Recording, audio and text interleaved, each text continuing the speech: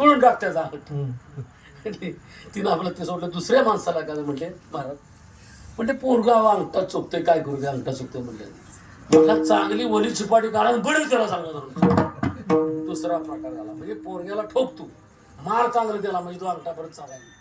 मग असे संत आपल्यासारखा एक भेटला माळ करी, त्याला विचारलं म्हणजे महाराज काय करायचं म्हणजे पोरगा अंगठा चुकतोय, ते अंगठा चोकायचं बंद होईना, काय करू तुला सांगतो म्हणजे याच्यावर उपाय. आता हे तिसरा प्रकार बघ.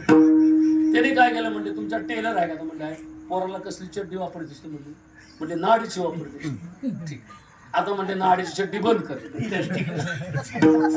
आणि ती थोडीशी ढिली असते तसली ती म्हणजे त्याच्यात अशी घेतली खाली जावं असं, अशा प्रकारची त्याला ती चड्डी शिवायला लावली. मग तशी ती चड्डी शिवली. मग ते पोरगा बाहेर उड्या मारा गेली, चड्डी जायची खाली, तोंडात अंगठा काढणार, ते तोंडात अंगठा घालायचंच बंद झालं, ती चड्डीच सावरायला लागली.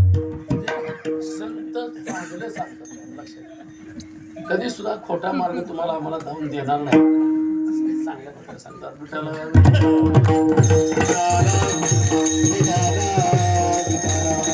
संत सन्मान. आणि शेवटला जर तुकाराम महाराज म्हणतात ह्या माझ्या मागण्या देवा तू जर मला मान्य केल्यास मग तू खुशाल आम्हाला गर्भाला घाल. तुका म्हणे गर्भवाशी सुखे घालाया